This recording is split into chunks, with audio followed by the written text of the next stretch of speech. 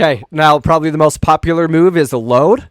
And Keegan just explained what we're seeing right here with number 21 and number 1 here. What are they doing and why? And we call it a load. Yeah, this whole load, read, load is this whole package. The wings are both in loads, the middle's in a read. And we want our left side blocker to have the opportunity to make a really dynamic move against a really talented opposite. We'll probably see it go in the other direction here on this play. Oh, we skipped for a second. That's all right. Same thing. We're choosing to let our middles kind of handle things one-on-one and allowing our wings to go be great on their hitter. So I think you'll see this a lot when a middle is in the dead center of the court where it's difficult to help. You might see some more loads called. Yeah, Chris, so speaking of the good pin hitters you play against, load more common than help or help more common than load? What are you seeing? Again, really depends on who you're playing and the scenario that you're in. So if you back up to that last one, the setter's way off the net. There's not a ton of help. Not many setters are going to jam the quick from that scenario. Mm-hmm. Even if they did, it's not going to be a quality attempt in our opinion. So a lot of times, we're in that load.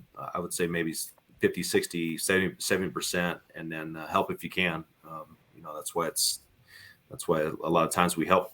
We talk about help blocking, not commit from the wing or anything like that. So, but I do think having played the game at a very fast paced, high level, back in the day playing against Jiba in Brazil, it's like you can still make a decent move off a load. So even though you're loaded, you still have some responsibility to try to help out if you can. But there are some offenses that are too fast where I don't want you thinking about helping the quick, because if you get burned over the top, then it can be pretty deadly. So. And right now we're just watching some wing blockers. So wing blockers can dedicate just like middles, and they might just start one step closer to where the attacker is going to be. Yeah. So in that last situation, that might be a little bit more, from transition. Yeah. This one, same thing.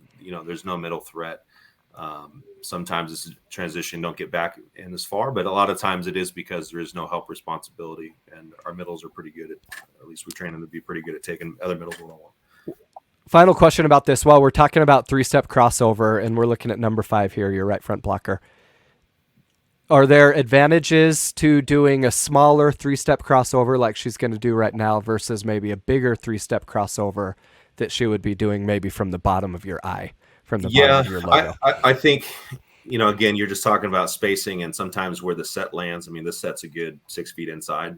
So if you took a full three-step crossover, that's going to be pretty tough. The speed of the game, again, if it's a little faster set, you'll actually see Jordan Poulter do this a lot. You'll see it now if you watch her from the Olympics. She rarely gets into a full three-step crossover. She's kind of a side shuffle and over, but not many people are 6'3" with long arms and can get over the net in a hurry. So, it's really a function of who they are and how they operate, and we try to operate in the ideals. And the ideal would be that she's in that bottom of the eye making a full three-step cross move, but from time to time, you get caught off guard in different position, and you still have to be an athlete and still make a good move. And that's definitely time to do it.